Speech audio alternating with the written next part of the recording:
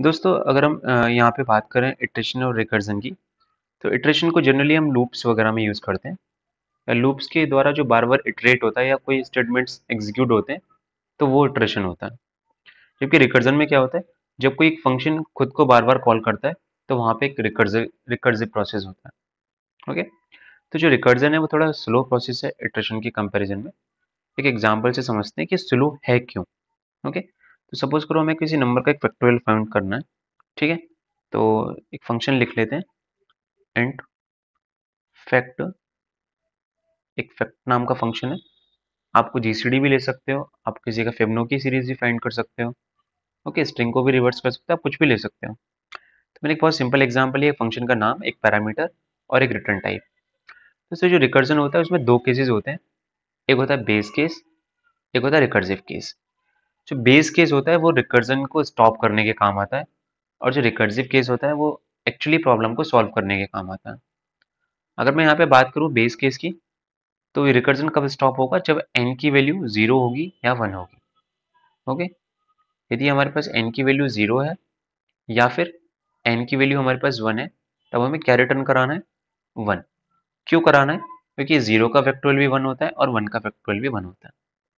और अगर ऐसा नहीं है, तो जैसे कि मैंने बताया फैक्टोरियल मत का मतलब क्या होता है, 1 से लेके उस नंबर तक का प्रोडक्ट। ओके, जैसे हम अगर हमें 3 का फैक्टोरियल फाइंड करना है, तो 3 का फैक्टोरियल कैसे होगा, 3 मल्टीप्लाई 2 मल्टीप्लाई 1। तो यहाँ पे यही करेंगे, उस नंबर का प्रोडक्ट और मल्टीप्लाई, नंबर रिड्यूस करके हम फिर से उसको कॉल करेंगे n-1, ऐसे फिर से कॉल जाएगी और वापस कैलकुलेशन होगी।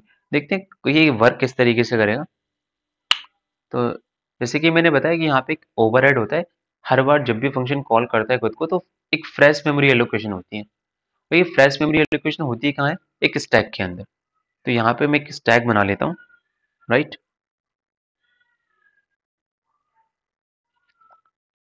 तो यहाँ पे जैसे हमारे पास ये फंक्शन है, सपोज करो यहाँ पे वैल्यू है, तुमने पास की है 3। चेक करते कि 3 0 या 1 के बराबर है, नहीं है। तो हम एल्स में आए, एल्स में हमारे पास क्या रिटर्न होगा, यहाँ पे मैंने रिटर्न लिखना भूल गया हूँ, return n multiply fact n-1। तो जैसे वो रिटर्न करेगा, तो यहाँ पे स्टैक में स्टोर करेगा। तो n की वैल्यू हमारे पास 3 है, 3 मल्टीप्लाई फैक्ट 3-1 दैट इज 2। अभी आप देख सकते हो कि फिर से फंक्शन कॉल जाएगी, और ये फंक्शन कहाँ अवेलेबल है, ये फंक्शन यही फंक्शन है। तो फिर से कॉल होगा, बट इस बार पैरामीटर चेंज हो जाएगा, दैट इज 2। अब चेक होगी कि n की वैल्यू 0 है या 1 है, नहीं है। फिर से रिटर्न करेगा, एल्स में आएगा और रिटर्न करेगा, और जब रिटर्न करेगा तो कहाँ स्टोर होगा, स्टैक के अंदर। That is 2 multiply fact 2-1 1। फिर से कॉल होगी, और यहाँ से जब पैरामीटर 1 जाएगा, तो यहाँ पे क्या रिटर्न होगा, 1। किसको रिटर्न होगा, जहाँ से कॉल गई है। कॉल कहाँ से गई है, यहाँ से। तो यहाँ पे क्या रिटर्न होगा, 1।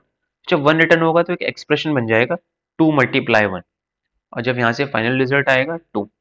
ये किसको रिटर्न होगा, जहाँ से कॉल आई थी। तो इसकी कॉल कहाँ से आई थी, यहाँ से। इसको क्या रिटर्न होगा, 2।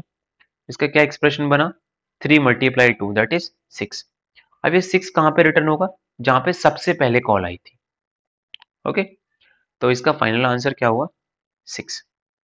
दोस्तों आप यहाँ देख सकते हैं कि स्टैक का ओवरहेड बना हुआ है, कि हर बार जैसे जैसे हमारे पास जो रिकर्सिव कॉल जा रही है, एक फ्रेश मेमोरी एलोकेशन हो रहा है। तो जो मेमोरी का ओवरहेड है थोड़ा सा यहाँ रिकर्जन के केस में है, बट इससे आप ये भी देख सकते हो जो हमारा कोड है बहुत स्मॉलर हो रहा है। ओके, उससे कोड हमारा थोड़ा लेंदी हो रहा है, बट इससे हमारा कोड बहुत स्मॉलर हो रहा है। तो कुछ एडवांटेजेस में और कुछ कुछ डिसएडवांटेजेस में। So thank you so much.